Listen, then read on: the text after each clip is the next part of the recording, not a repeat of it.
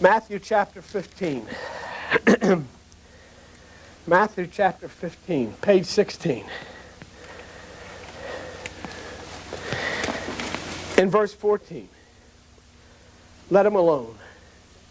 They be blind leaders of the blind. And if the blind lead the blind, both shall fall into the ditch. This is what has happened. We've all fallen into the ditch. And then somebody comes along and says, can I help you get out of the ditch? He's evil. He's a rapist. He's a hitchhiker. All these things. Nobody wants to get out of the ditch. Because you know why? You must feel this is where you belong, in the ditch. This is my state in life, to sit in the ditch. That's what they told you. Be happy in your ditch. And so then pretty soon we say, you know, this isn't a bad ditch. It's a pretty nice ditch. It's a heck of a lot nicer ditch than Mary's. Did you ever see her ditch? Well, she doesn't even have any air conditioning in her ditch. You know, and then all of a sudden, see, you come into meditation and you find this pathway. And then you start to see, you think things are getting worse, but you know what Buddha said? I love this. He said, it's not getting worse. You've regained your sense of smell. And now you realize that you've been living in a septic tank all of your life. And you know, I got to get out of here. Before you lived in it for so long, you couldn't even smell it anymore. In fact, you thought this is the way it should be.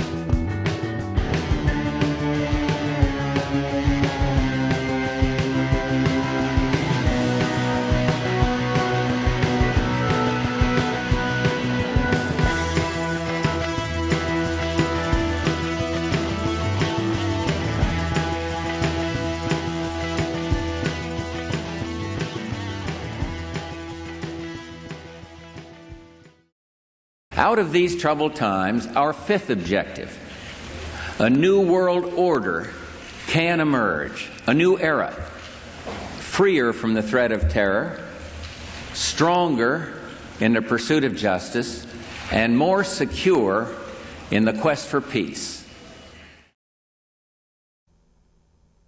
A question has come up quite frequently within the Flat Earth debate, and that is, why in the world would the leaders of the world hide the shape of the world?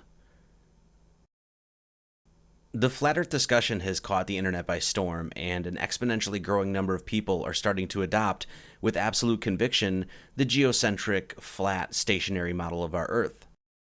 A model many cultures before us subscribed to and recorded within scripture and mythology. If the Earth is not in fact a big ball whipping in orbit around a central thermonuclear furnace, as we have been told since birth, what would be the end game in deceiving people of its true shape? What exactly is the motive for creating a false model? My hope is to try to answer that question in a very unique way in this video. To be clear, this film will not be focused on any of the material science and proofs on the matter of Flat Earth. There is ample material on the subject for you to comb through at your leisure. I'm not going to go into a long diatribe about the Flat Earth discussion, but I will say this. I, like so many others, went into this subject to essentially debunk such an outrageous claim. The Earth is not flat. And I, like so many others, have come out on the other side, no longer able to even defend the heliocentric model. There's a meme out there that sums up the whole phenomenon perfectly. How did I become a flat earther? I tried to debunk flat Earth. Before we can even begin to discuss the shape of the Earth, I think we first need to re-look at and re-examine the human vessel that allows us to even question our reality in the first place. Before we talk about flat Earth, let's first get to know ourselves.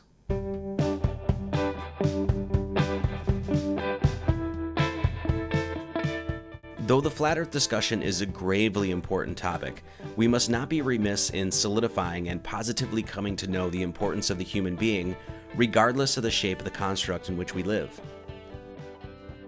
We find this truth about mankind's inherent significance when we catch a word from the ancient Greeks at the Delphic Oracle, when it was said that, "O man, know thyself, and you shall know the universe and the gods." We also hear from the philosopher Protagoras that man is the measure of all things. The Holy Bible and Quran also offer up some very interesting verses.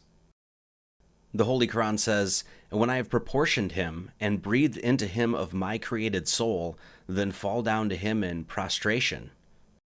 And the Holy Bible exclaims in Genesis 1:27, "So God created man in his own image. In the image of God created he him. Male and female created he them." Now, whatever your particular take and viewpoint is on these holy books and the various belief systems that have sprouted up around these books, it's interesting nonetheless that we find the same theme of the creator within man, or man made in the image of God, echoed in both books. Long-standing ideas and concepts such as God's omnipotence, omniscience, and omnipresence, and concepts such as panentheism and pantheism all reveal a common philosophy surrounding the idea of God within man.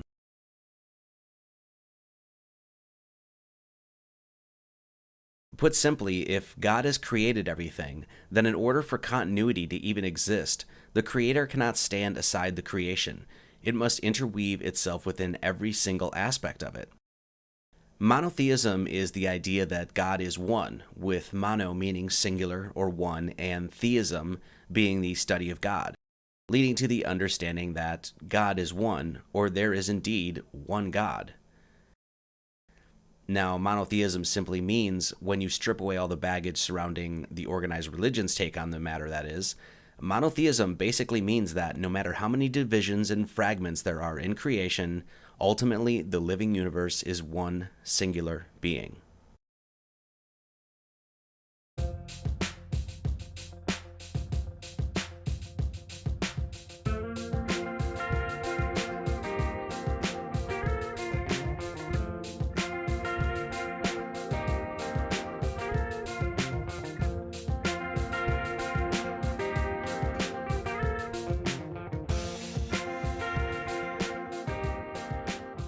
Put simply, God is within all things, which means definitively that God is within you.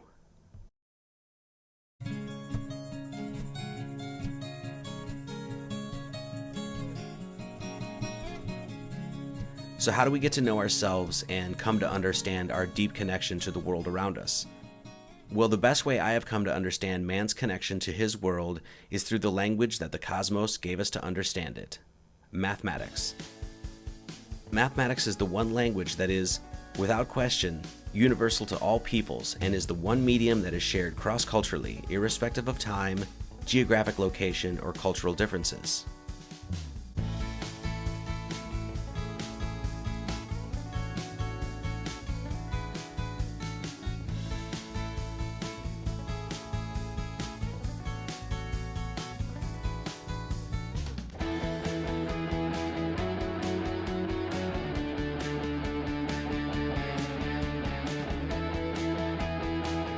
Now, the mathematics I'm talking about here is not the complicated and torturous labyrinthian and too often theoretical math touted in the physics halls of Ivy League universities. No, I am talking here about the basic mathematical principles that everyone generally understands, with those being add, subtract, multiply, and divide. The first place we wish to start our mathematical investigation into knowing ourselves is with what is right in front of us: our two hands. Your two hands are segmented beautifully and simply to reveal some fundamental mathematical principles in numbers. Your fingers are naturally divided into 28 phalanges, or bone segments, with 3 on each finger and 2 on each thumb, giving 14 for the left hand and 14 for the right hand, coming together to be a total of 28. We can also find the numbers 2 and 8 in 28 with our 2 thumbs and 8 fingers. It's also important to note here that the word digit comes from the Latin word digitus, which literally means finger, further emphasizing the importance of the mathematics of one's hands. This number 28 that we find on our two hands is directly connected to the moon. The moon goes through its phases between full moon to full moon in a roughly 28-day period. We all know that women's menstrual cycles are tied to the moon, with a woman's period happening roughly every 28 days. Since it is this cycle that brings each and every human being into this plane of existence, it is most astonishing and certainly not coincidental that both the moon and your two hands reflect the periodicity of such a fundamental human biological cycle. What's more is that the day of ovulation can be found on the human hands as well. And this comes from mdhealth.com, and it says, how to determine the most fertile day. The first day of a woman's period is taken as the starting point of the cycle, and if the cycle is a 28-day cycle, then the 14th day after a period is estimated to be the ovulation, which means that the egg drops in a woman's reproductive period right between the number of digits of one's hands. 14 for the left and 14 for the right, and on the 14th day, the egg drops. Now, of course, ovulation does not always happen exactly 14 days after menstruation, but we can easily see and deduce that there is a fundamental template centered around human growth, and it is very clearly focused around the numbers 14 and 28, numbers found on your two hands. The number 28 leads us to another number that is very significant in mythology, spirituality, and metaphysics, and that being the number 7. Using simple addition on the numbers 1 through 7, 1 plus 2 plus 3 plus 4 plus 5 plus 6 plus 7, just walking up our number line, we find the number 28, very clearly showing the importance of the number 7 within the human experience. It hardly needs to be mentioned here how many times the number 7 shows up in our world. 7 days a week, 7 stars in the Big Dipper, 7 sisters in the Pleiades, 7 days of creation in Genesis, 7 branches of the candelabrum. Cultures the world over, from Hindu, Irish, Kashi, Buddhist, Christian, Islamic, you name it, culture after culture have noted a special significance to the number 7. Why? Well, it is really no secret to see why when we simply use addition on the first 7 numbers in our number line, adding up to be the 28 phalanges of our two hands. There are 7 notes of the major scale: A, B, C, D, E, F, and finally resting on G. These 7 major notes on a grand piano create 7 1/3 octaves, totaling 88 keys. This auditory spectrum is basically the range that human beings can comfortably hear. You play these 88 keys with your 28 phalanges, and 88 divided by 28 is 3.142. An approximation and widely used abbreviation of the infinite and transcendental number of pi, or 3.1415. Pi is a vastly important constant in mathematics and something we will be covering more in just a bit. The 88 keys of a grand piano divided by the 28 phalanges of your hands, giving us pi, gives us a little insight into just why it is called a piano. There are 7 notes of the major scale and 12 notes of the chromatic scale, with the 13th note being the octave. The number 13 and 28 can be used to construct a calendar. A calendar of 13 months and 28 days per month, creating a 364-day year, with an extra non-calendrical day added each year, allows for an easy link up to the solar calendar. The brilliance and simplicity of this calendar is that every day and month is the exact same as the previous year, something amiss in our current Gregorian calendar. The mathematics of this calendar is found cleverly encoded within the popular Mayan Chichen Itza temple, as well as in the common deck of cards. The number 13 can be found on the human body as well, with the major joints allowing for movement summing to 13, with those being 2 ankles, 2 knees, 2 hips, 2 shoulders, 2 elbows, 2 wrists, and 1 neck, totaling 13. These 13 joints with your 28 phalanges of your hands constructs a lunar calendar. 13 times 28 equals 364. The number 364, unveiled to us in a 13-month, 28-day calendar, is found hidden in a bunch of different places. Have you ever gone to the slots and pulled them down hoping for that lucky jackpot of 777? Why are 777s considered lucky? Well, doing a little math reveals to us that 7 times 7 times 7 equals 343, and 7 plus 7 plus 7 equals 21, and 343 plus 21 sums to 364. The exact same number created by a 13-month, 28-day calendar, with this calendar created by the human body.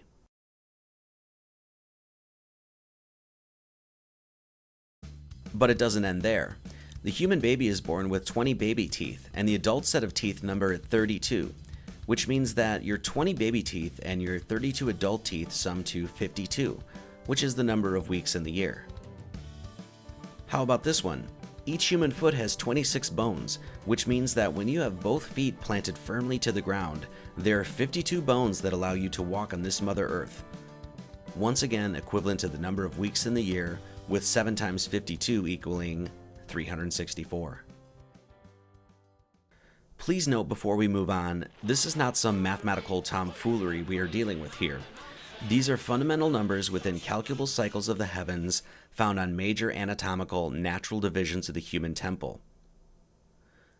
Even within the infinite complexity of the human being, the unadorned simplicity behind the handiwork and construction of the human temple is nothing less than absolutely astounding.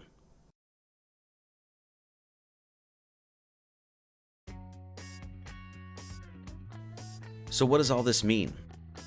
Such subtle and beautiful numeric connections allow us to see an elegant simplicity and craftiness within creation. It only takes but an artistic, almost childlike investigative glance at the human body to allow the artwork itself to reveal its superb intelligence. With the cycles of the heavens found mathematically on the Temple of Man, this leads us to a more concrete understanding of the ancient philosophical credo of, as above, so below. A precept that essentially declares that what is above in the heavens is directly connected to that which is here on earth.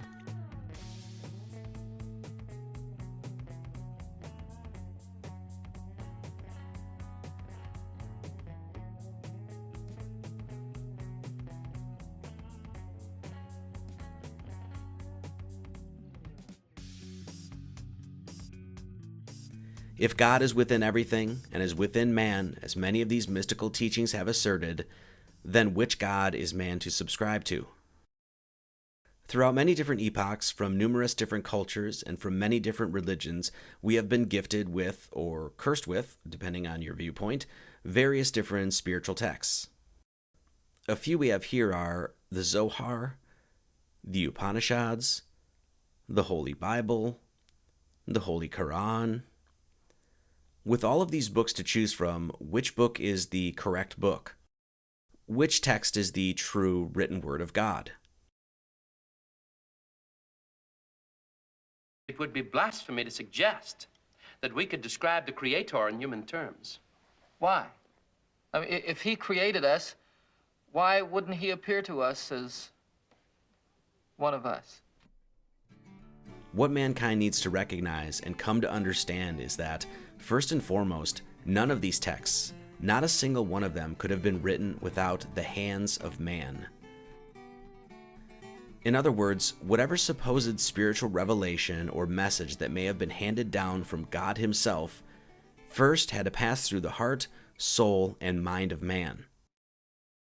No matter what spiritual lessons or messages may be found within the various religious texts, none of them could have been laid to paper without the intercession of man's ability to first contemplate the glory of the Great Spirit and then commit that glory to the page. The cold hard fact is, if we are to be honest with ourselves, we must admit unequivocally that we have absolutely no idea who wrote most of these books, what has happened to them over time, who has changed them, possibly manipulated them, but we can come to know without dispute what story God did author. And that is, of course, this whole circus called existence that you and I seem to be plopped in the middle of. If we cannot with 100% conviction assure ourselves of the authenticity of any of these texts, then what holy book should we read and subscribe to in order to find the pathway to our divinity?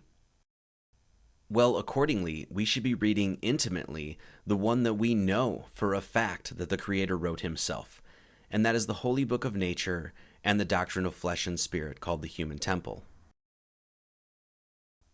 Or in simpler terms, you are the written word of God.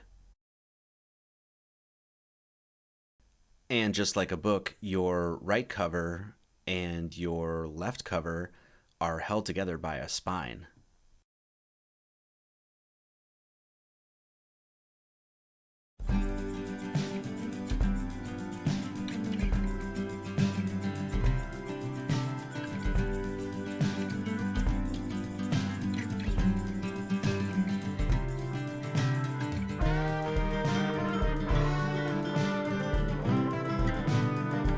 One last little mathematical gem we're going to cover here is incorporated into the human body and is found in the skull.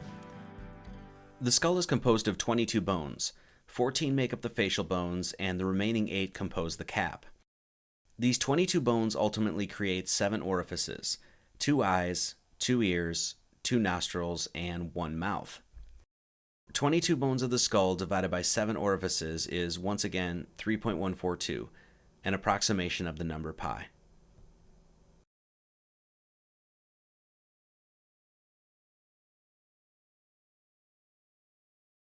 Huh.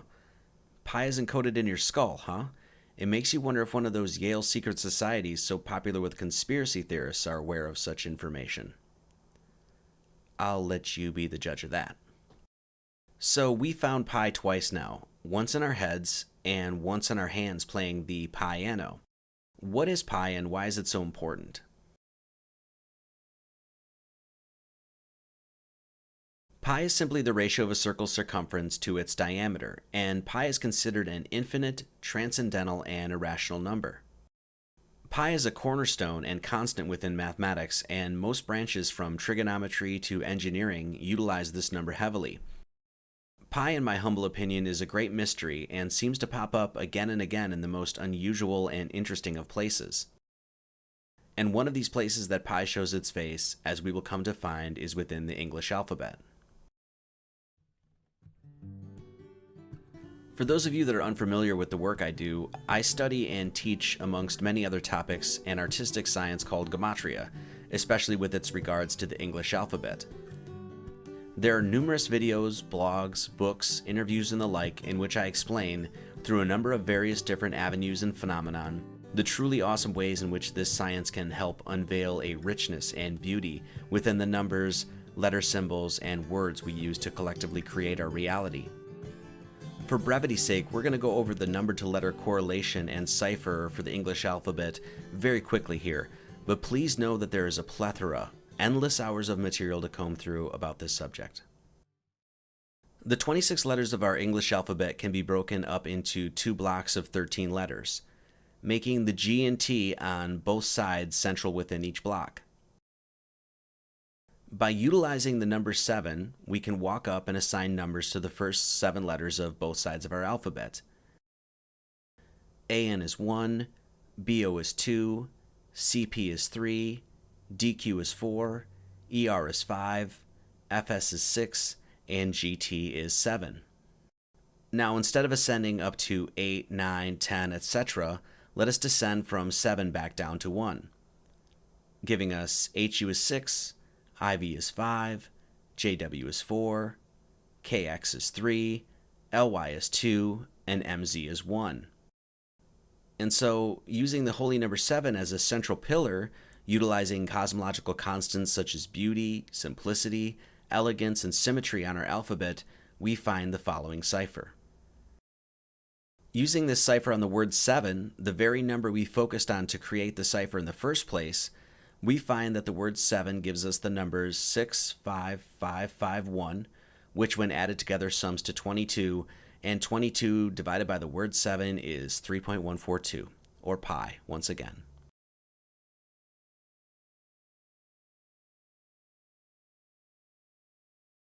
Okay, so the question you might be asking at this point is, what in the world does all of this have to do with Flat Earth?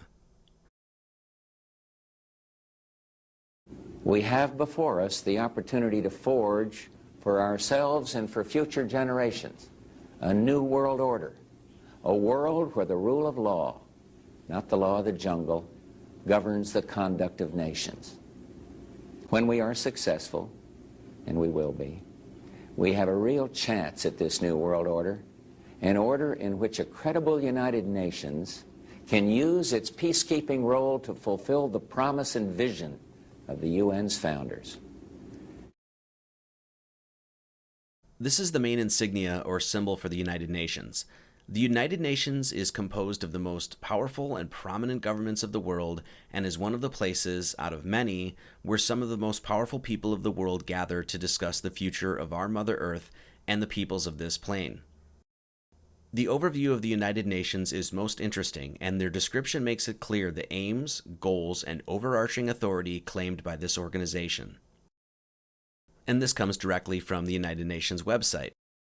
Due to the powers vested in its charter and its unique international character, the United Nations can take action on the issues confronting humanity in the 21st century, such as peace and security, climate change, sustainable development, human rights, disarmament, terrorism, humanitarian and health emergencies, gender equality, governance, food production, and more. The UN logo consists of what is known as an azimuthal equidistant projection, which is said to be a projection of the globe from the North Pole onto a two-dimensional surface. Within the Flat Earth community, this symbol and map takes on an entirely different meaning. There are several so-called Flat Earth maps, a popular one being the Gleason's Flat Earth map, which seems to corroborate a geographic flat plane to the general layout of the azimuthal equidistant projection. This logo is also used by many different maritime and navigational organizations and groups. Now, the cipher we just unveiled using the number 7 on the English alphabet can be found on the UN logo as well. First, if we count the number of leaves on both sides, we find the number 28, the number of phalanges on your two hands. This number is even broken up to 14 on the left and 14 on the right. Simple math, nothing complicated here.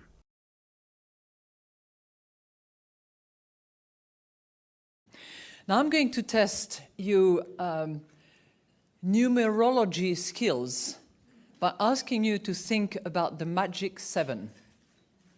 Okay? If you notice, the two leaves on the bottom are the only ones with stems, and they are connected to each other, leaving the two mirrored wreaths. The symmetrical wreaths each have 13 leaves.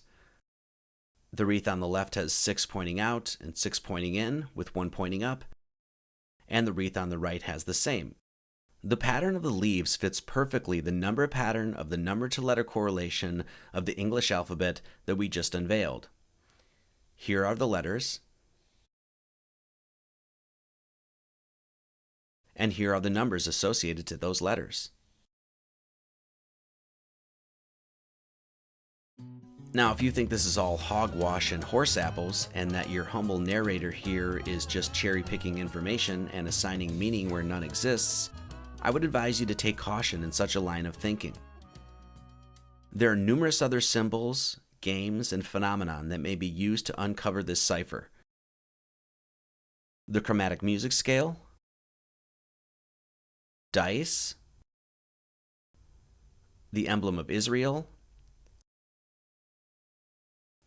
the 7-branch candelabrum of the menorah,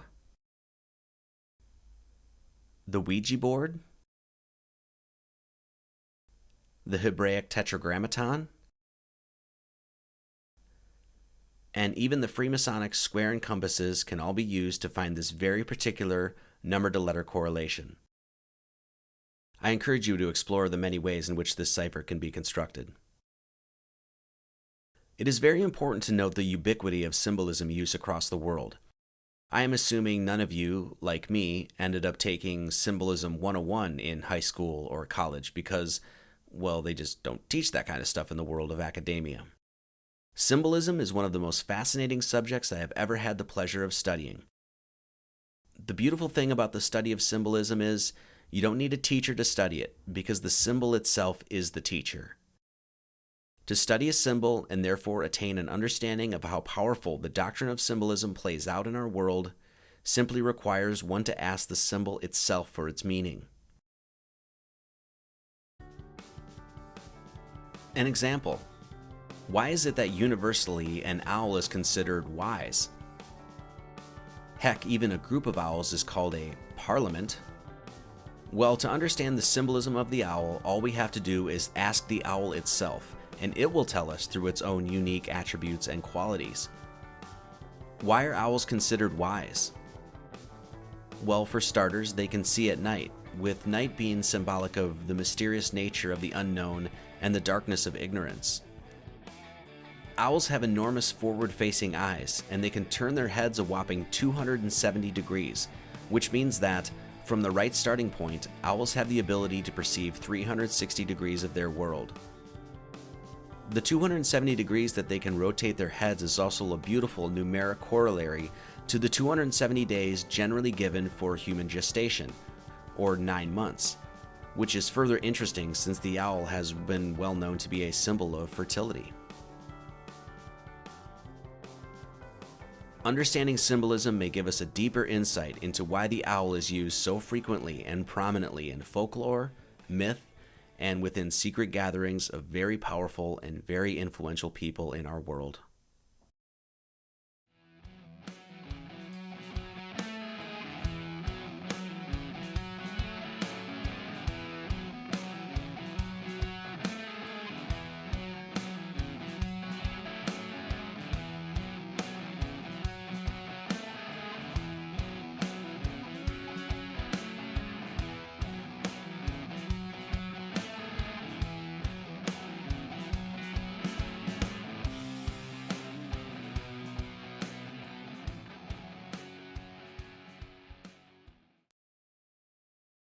It has become a modern trend to demean, belittle, and deny someone's position and point of view by simply accusing them of being a conspiracy theorist. Conspiracy, or to conspire, means to make secret plans jointly to commit an unlawful or harmful act. A theory is a supposition of ideas intended to explain something. A theorem is a general proposition not self-evident but proved by a chain of reasoning. Conspiracies are not theories, they are theorems. They can be proven by the simple fact that organized evil has a historicity. It is without question that people in all sorts of different arenas, political, military, economic, social, conspire for myriad reasons all the time. Make no mistake about it, there are people with hands on the levers. There are shadowy figures behind the scenes making decisions, and there are evil forces putting deviant plans into motion. In fact, our world is currently being run by dark occultists.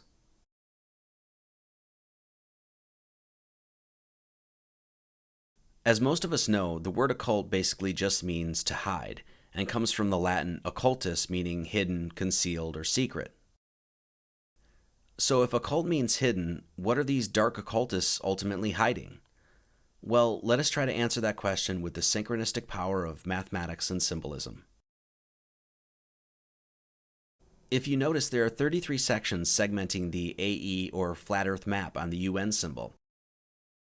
To so many people in the online alternative research community, the number 33 has become this sort of trigger mechanism.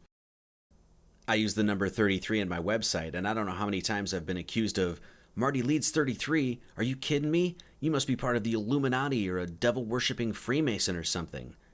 Nope.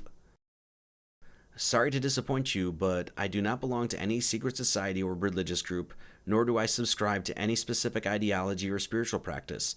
I do not pledge allegiance to any group or organization, nor do I purport any particular belief system. I'm just here to help. So why do I have the number 33 in my name? I wrote my first manuscript, started my webpage and YouTube account on the 32nd and 33rd year of being on Earth. with these numbers often attributed to the degrees in Scottish Rite Freemasonic Ascension. 33 is an extremely important number within the study of esotericism and the occult, and personally, I think 33 has gotten a bad rap. Heck, even the mythical Jesus of Nazareth is said to have lived 33 years, and from what I gather, that guy had a lot of heart.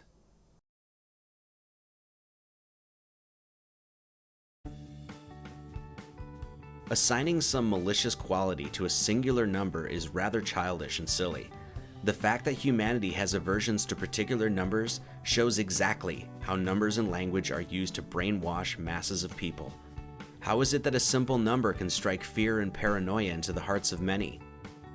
Is there something inherently evil about the number 33?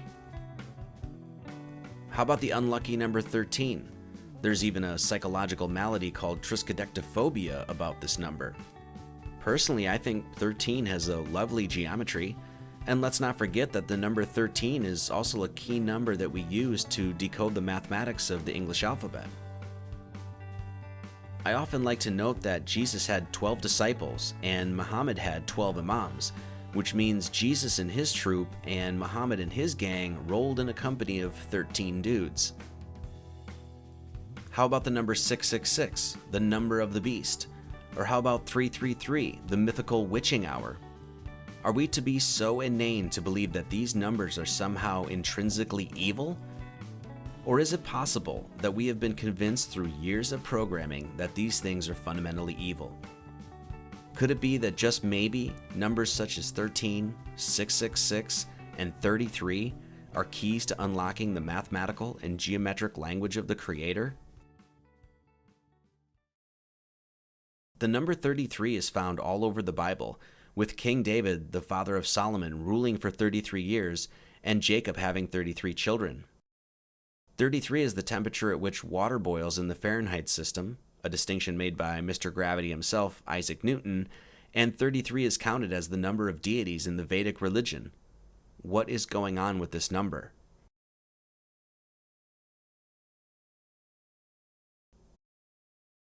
According to Dartmouth College, the Mayfield Clinic, and the Laser Spine Institute, each and every one of you have 33 bones in your spinal column.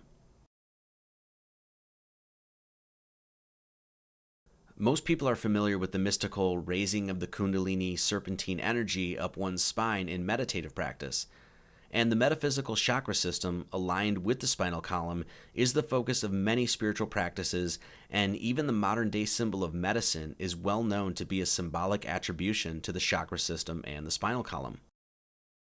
This symbol, known as the Staff of Hermes, Caduceus, or Rod of Asclepius, is celebrated by numerous prominent cultures such as the Greeks, the Romans, the Hindus, and many others.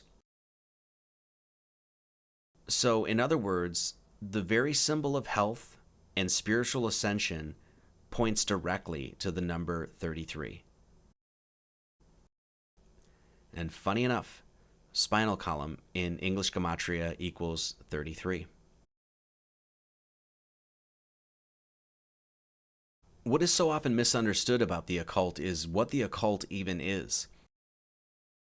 The occult is a body of information, an assemblage of wisdom about the true nature of reality and mankind's divine purpose.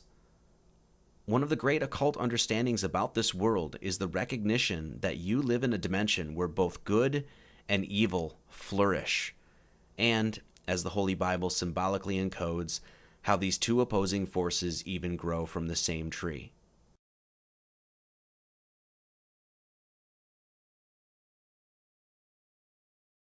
Put simply, there are two aspects to the occult: the light and the dark. The light occultists are those who work full-time for the amelioration of Mother Earth, and are those who wish to enlighten and illuminate mankind.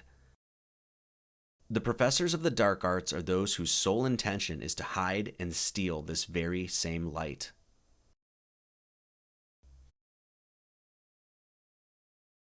The truth is that you either are here to enlighten or discourage.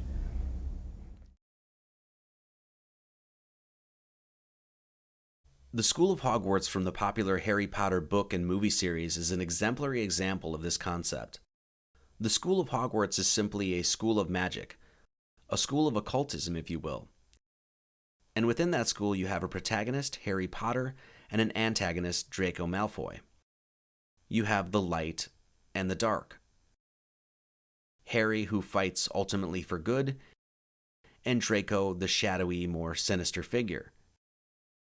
The name Harry stems from Hari, a Sanskrit word meaning golden in color, most notably found in the Hare Krishna, and a potter is someone who crafts pots or vessels. The name Draco is Latin for dragon, and Draco is the circumpolar constellation rotating continuously around the central pole of the heavens above.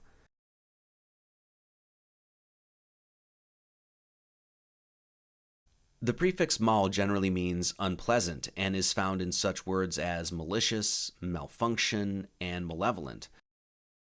The word foy means a gift, and therefore Draco Malfoy is a dragon rotating around the center of the heavens above, giving out malicious gifts. And Harry Potter is he who makes cups of gold. And both of these young boys attend the very same school.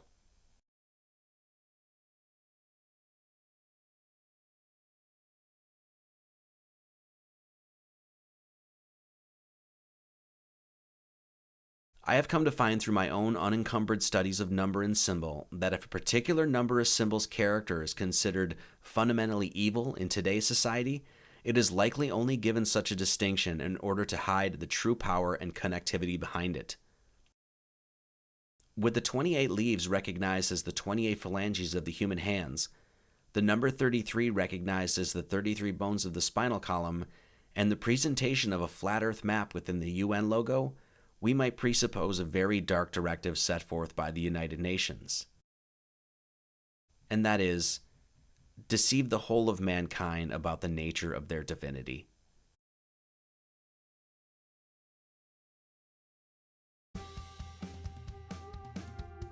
Are we to fear math? Are we to fear the true nature of our flat earthly system? Are we to fear our language? Are we to fear symbols? If the UN logo is displaying a true flat earth map, as well as the symbolic wreaths to decode the mathematics of our language, as well as the key number attributed to spiritual ascension and our spinal column, then what in the world is there to fear? We have nothing to fear. We just need to shine a light on the cockroaches.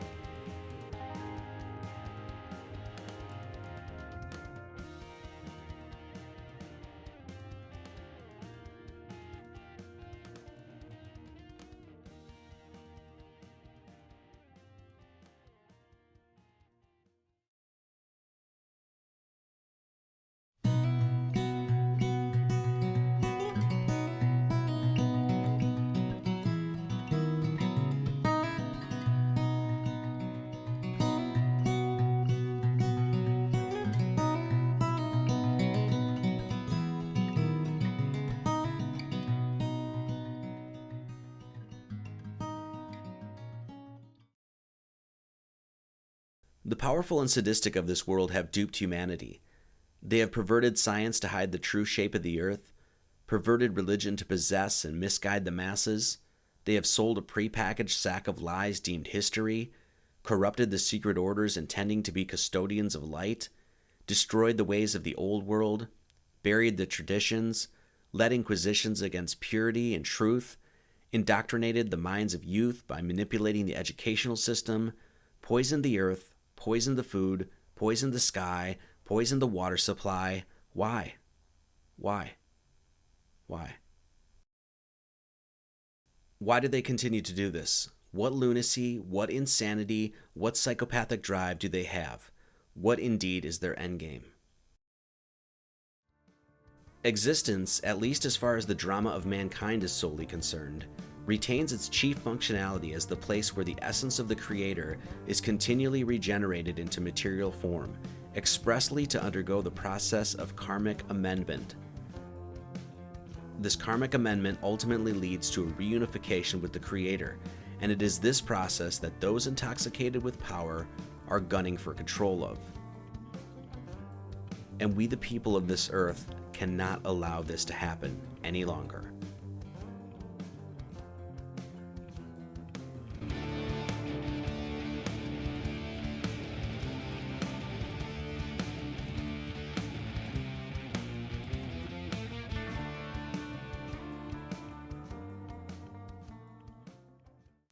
There is only one solution to our ills and our problems. There is only one remedy to our collective maladies. There is only one way out of this mess that we have found ourselves in, and that is to employ and utilize the all-powerful, all-embracing force of the Great Spirit. Unity. Now, does this mean that everyone is to get together and hold hands and sing Kumbaya, my lord? No, of course not. Individuality is celebrated within the grand universal artistic project, and voluntary separation or segregation socially, religiously, culturally is not necessarily something to be frowned upon. Unity does not in any way, shape, or form require any unwanted assimilation of ideas, beliefs, or peoples to be thrust upon the unwilling. Being solitary does not necessarily disavow unity. It simply can mean a separate but individual aspect of a greater whole. Unity is the most powerful force in the universe. There was that ant that stood up to me. Yeah, but we can forget about him. Yeah, it was just one ant. One ant. Yeah, you're right. It's just one ant. Yeah, boss, they're puny. Puny? Say, let's pretend this grain is a puny little ant. Did that hurt? Nope. Well, how about this one? Are you kidding? Well, how about this?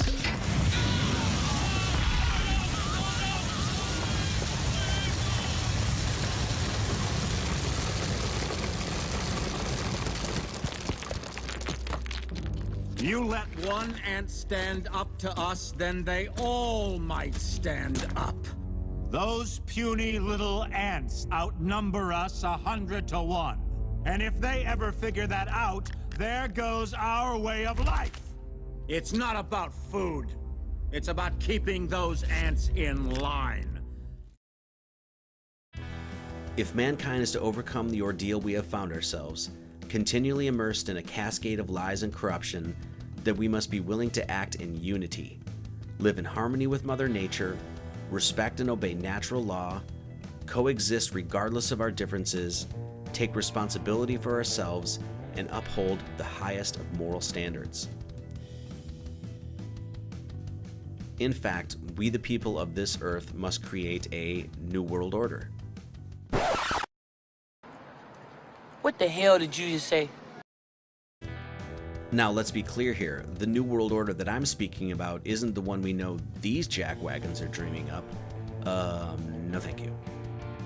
There is only one world order that mankind must abide by, and that is the laws and orders put forth by Mother Nature herself. The laws of Mother Nature are, in fact, the authored laws of God. And these immutable laws, written into the fabric of existence, are the only laws that man must abide by. The great esotericist Manly Palmer Hall describes the importance of these laws as recognized throughout history. If we assume what ancient wisdom assumed, what the Hindus knew and the Chinese knew and the Greeks and Egyptians 5,000 years ago were well aware of and have given us good record of their awareness, then when we say that when man disobeys the gods, it does not mean that he goes against the words of some godling on a throne. Disobedience to the word of God or the will of God always means the breaking of natural law. That is what it has meant and will always mean. Therefore, an offense against natural law is an offense against God. The ancients were fully aware of this, that the laws of nature are the outflowing expressions of the will of the Creator. This was the belief of Pythagoras. This was the belief of Buddha. This is the great moral burden of the Institutes of Manu, that these great laws exist and will be obeyed.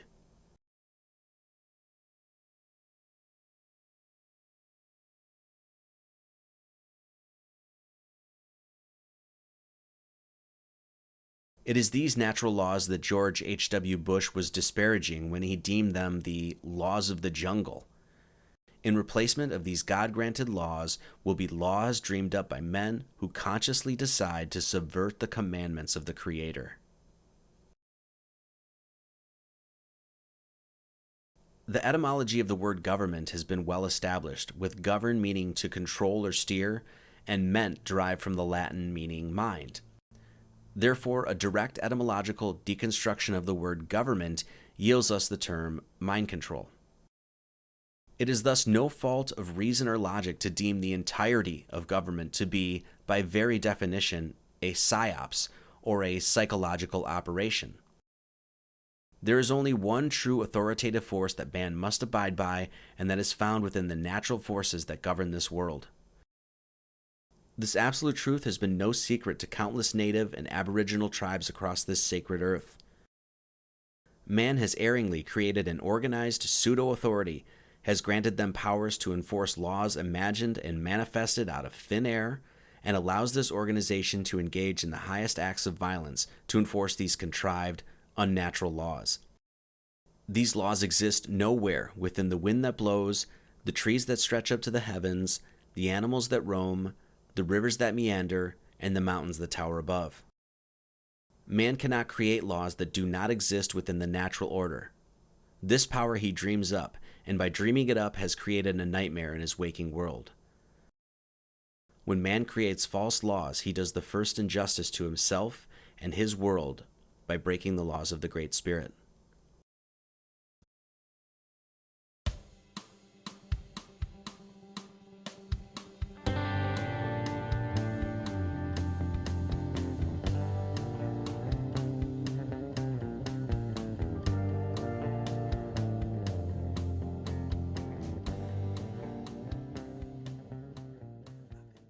Historically, it is well known that many religious leaders and governments have been harborers of knowledge and light while simultaneously dispersing lies, deception, and darkness to the masses. These acts continue today. It is from these acts, from taking potential beauty and kinetically energizing it negatively, is what directly creates the disharmony, dissonance, and conflict throughout mankind's current earthly challenge and situation. It is a sad and sobering fact that the impish dealers of corruption and deceit have long been at work looking to destroy what is beautiful and sacred, and unfortunately, these agents of malice are flourishing in our world today. The reunification of the peoples of this earth under a redeclaration of our God-given natural rights, independent from all assumed and imagined pseudo-authorities, is the first step in truly healing this earth and allowing our innate and ingrained freedom and divinity to flourish and thrive.